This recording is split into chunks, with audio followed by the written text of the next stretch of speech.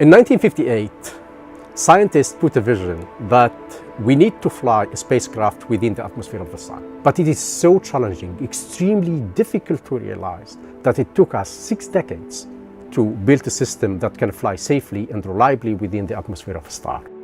3, 2, 1, 0.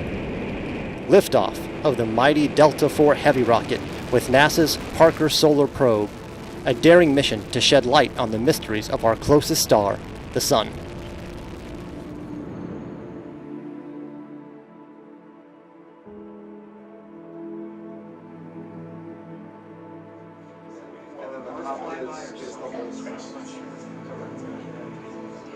It looked like we had a hit there for a second. Yes, Nick. I believe we do have a detection of beacon tone 1.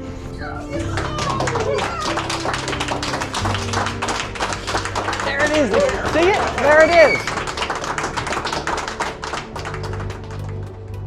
Parker Solar Probe is 3.8 million miles from the surface of the sun. It is so incredible to just realize this is the moment that we designed this mission for. 3.8 million miles may not sound that close, but if I put the sun and the Earth 1 meter apart, Parker Solar Probe would be 4 centimeters from the sun. It's the closest human-made object to a star and also the fastest, traveling at 430,000 miles an hour.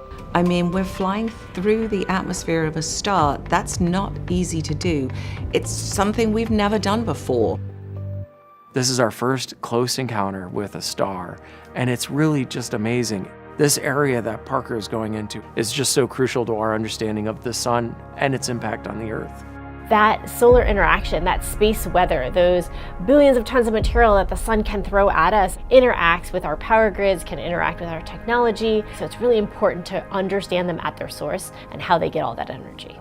When we were thinking about designing a spacecraft to go to someplace that had never been before, and it's actually going there to study the sun, and so you're kind of saying, what am I designing? What are the environments it's designing for?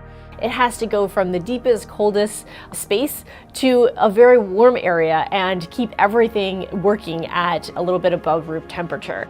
It's designed to go to such an extreme environment. You look at it and it doesn't quite look like most other spacecraft. The whole thing is designed such that the heat shield is taking most of the brunt of the heat of the sun.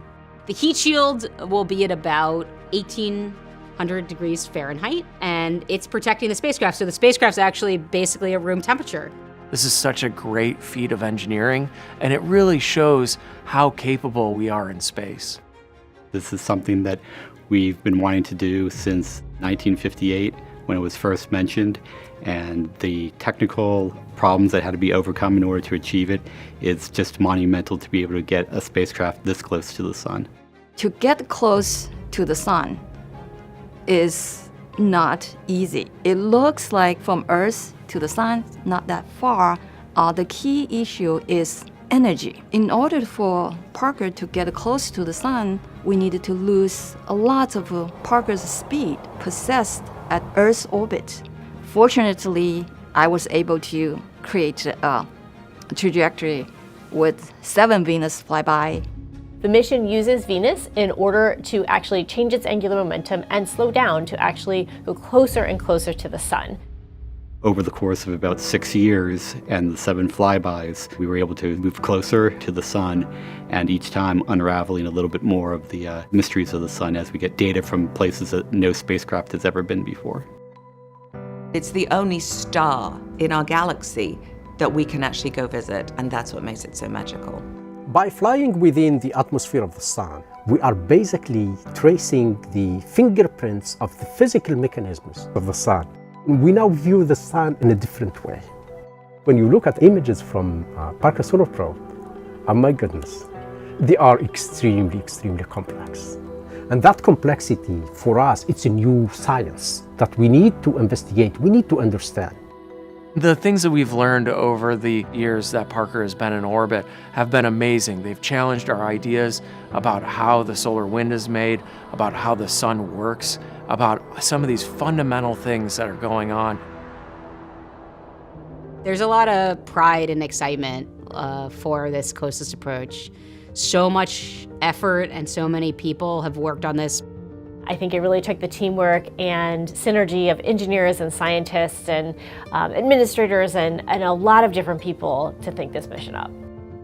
It makes you think that you can basically overcome any hurdles.